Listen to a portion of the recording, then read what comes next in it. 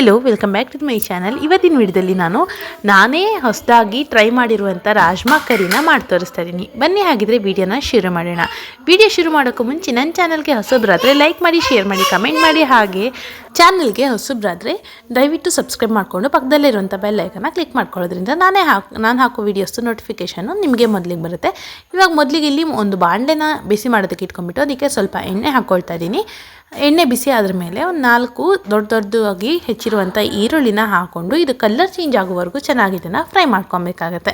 ಇವಾಗ ಕಲರ್ ಎಲ್ಲ ಚೇಂಜ್ ಆಗಿದೆ. ಈ ಟೈಮ್ನಲ್ಲಿ 1 ಸ್ಪೂನ್ ಆಗುವಷ್ಟು ಶುಂಠಿ ಬೆಳ್ಳುಳ್ಳಿ ಪೇಸ್ಟ್ ಹಾಕ್ಕೊಂಡು ಹಸಿ ವಾಸನೆ ಹೋಗೋವರೆಗೂ ಫ್ರೈ ಮಾಡ್ಕೊಳ್ತಾ ಇದ್ದೀನಿ. ನೆಕ್ಸ್ಟ್ ಇದಕ್ಕೆ 4 ಹಸಿಮೆಣಸಿನ್ಕಾಯಿ ಹಾಕ್ಕೊಂಡು ಇದು ಕೂಡ ಸ್ವಲ್ಪ ಫ್ರೈ ಮಾಡ್ಕೊಳ್ತಾ ಇದ್ದೀನಿ. ಇವಾಗ ಒಂದು 5 ಟೊಮೆಟೊನ ದೊಡ್ಡದಾಗಿ ಹೆಚ್ಚಿಟ್ಕೊಂಡ್ಬಿಟ್ಟು ಇದನ್ನು ಕೂಡ ಚೆನ್ನಾಗಿ ಫ್ರೈ ಮಾಡ್ಕೊಬೇಕು. ಎಲ್ಲಿವರೆಗೂ ಫ್ರೈ ಮಾಡ್ಕೊಬೇಕು ಅಂತಂದರೆ ಇದು ಫುಲ್ ಮೆಲ್ಟ್ ಆಗಿ ಸಾಫ್ಟ್ ಆಗಬೇಕು, ಅಲ್ಲಿವರೆಗೂ ಇದನ್ನು ಫ್ರೈ ಮಾಡ್ಕೊಬೇಕು. ಅದು ಬೇಗ ಫ್ರೈ ಆಗಲಿ ಅಂತ ಹೇಳಿಬಿಟ್ಟು ಮುಚ್ಚಳನ ಮುಚ್ಚಿಬಿಟ್ಟು ಫ್ರೈ ಮಾಡ್ಕೊಂಡಿದ್ದೀನಿ. ಇವಾಗ ಟೊಮೆಟೊ ಎಲ್ಲ ಚೆನ್ನಾಗಿ ಫ್ರೈ ಆಗಿದೆ. ಈ ಟೈಮ್ನಲ್ಲಿ ಲಾಸ್ಟಿಗೆ ಸ್ವಲ್ಪ ಅರಿಶಿನ ಪುಡಿ ಹಾಗೆ ಕೊತ್ತಂಬರಿ ಸೊಪ್ಪನ್ನು ಹಾಕ್ಕೊಳ್ತಾ ಇದ್ದೀನಿ. ಕೊತ್ತಂಬರಿ ಸೊಪ್ಪನ್ನು ಬೇಕಾದರೆ ಜಾಸ್ತಿ ಕೂಡ ಹಾಕ್ಕೊಬೋದು. ಇದು ಕೂಡ 1-2 ನಿಮಿಷ ಹೀಗೆ ಫ್ರೈ ಆಗಲಿ. ಅಂದರೆ ಸ್ವಲ್ಪ ಎಣ್ಣೆ ಎಲ್ಲ ಬಿಟ್ಕೊಳ್ಳೋದ್ರಿಂದ ತುಂಬ ಚೆನ್ನಾಗಿ ಬರುತ್ತೆ. ಇವಾಗ ಇದು ಗ್ಯಾಸನ್ನು ಆಫ್ ಮಾಡ್ಕೊಂಬಿಟ್ಟು ಇದು ತಣ್ಣಗಾಗೋದಕ್ಕೆ ಬಿಟ್ಕೊಂಡಿದ್ದೀನಿ. ತಣ್ಣಗಾದ್ರ ಮೇಲೆ ಇದನ್ನು ಮಿಕ್ಸರ್ ಜಾರ್ಗೆ ಹಾಕ್ಕೊಂಬಿಟ್ಟು ನುಣ್ಣಗೆ ರುಬ್ಕೊಂಬಂದುಬಿಡ್ಬೇಕಾಗತ್ತೆ. ಈಗ ಅದೇ ಬಾಣಲಿಗೆ ಸ್ವಲ್ಪ ಎಣ್ಣೆನ ಹಾಕ್ಕೊಂಬಿಟ್ಟು ಗರಂ ಮಸಾಲೆ ಐಟಮ್ನ ಹಾಕ್ಕೊಳ್ತಾ ಇದ್ದೀನಿ. ನಾನಿಲ್ಲಿ ಪಲಾವ್ ಎಲೆ, ಚಕ್ಕೆ ಹಾಗೆ ಲವಂಗ, ಸ್ವಲ್ಪ ಜೀರಿಗೆನ ಹಾಕ್ಕೊಂಡು ಚೆನ್ನಾಗಿ ಇದನ್ನು ಫ್ರೈ ಮಾಡ್ಕೊಳ್ತಾ ಇದ್ದೀನಿ. ಒಂದು ಅರ್ಧ ಈರುಳ್ಳಿನ ಉದ್ದದಾಗಿ ಹೆಚ್ಚಿಬಿಟ್ಟು ಅದನ್ನು ಕೂಡ ಇದಕ್ಕೆ ಹಾಕ್ಕೊಂಡು ಸ್ವಲ್ಪ ಫ್ರೈ ಮಾಡ್ಕೊಳ್ತಾ ಇದ್ದೀನಿ.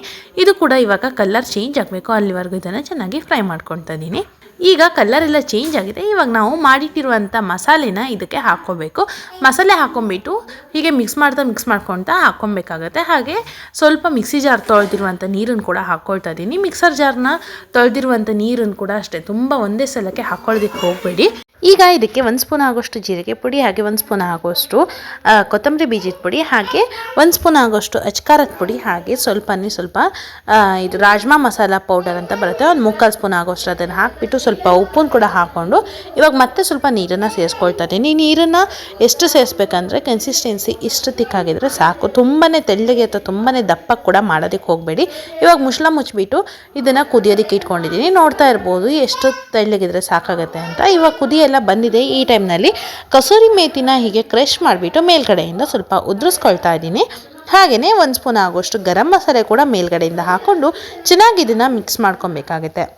ಹಾಗೆಯೇ ನಾನು ರಾಜ್ಮಾನ ನೈಟೇ ನೆನೆಸ್ಬಿಟ್ಟು ಬೇಯಿಸಿ ಇಟ್ಕೊಂಡಿದ್ದೀನಿ. ಬೆಳಗ್ಗೆ ಅಂದರೆ ನಾವು ಯಾವಾಗ ಮಾಡ್ತೀವಿ ನೋಡಿ ಆ ಟೈಮ್ನಲ್ಲಿ ಬೇಯಿಸಿ ಇಟ್ಕೊಬೇಕು. ಆದರೆ ರಾಜ್ಮಾ ಮಾತ್ರ ಒಂದು 8ರಿಂದ 10 ಗಂಟೆನಾದರೂ ಬೆಂದಿರಬೇಕು. ಇವಾಗ ರಾಜ್ಮಾನೆಲ್ಲ ಅದಕ್ಕೆ ಹಾಕ್ಕೊಂಡು ಬೇಯಿಸ್ಕೊಂಬಿಟ್ಟು ಹಾಕ್ಕೊಂಡು ಮುಚ್ಚಳ ಮುಚ್ಚಿಬಿಟ್ಟು ಚೆನ್ನಾಗಿ ಕುದಿ ಬರ್ಸ್ಕೊಂಡ್ಬಿಟ್ರೆ ನಮ್ಮದು ರಾಜ್ಮಾ ಕರಿ ಅನ್ನೋದು ರೆಡಿ ಆಗುತ್ತೆ.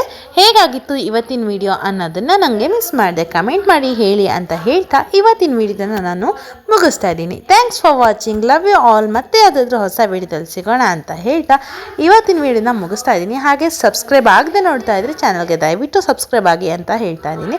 Thank you.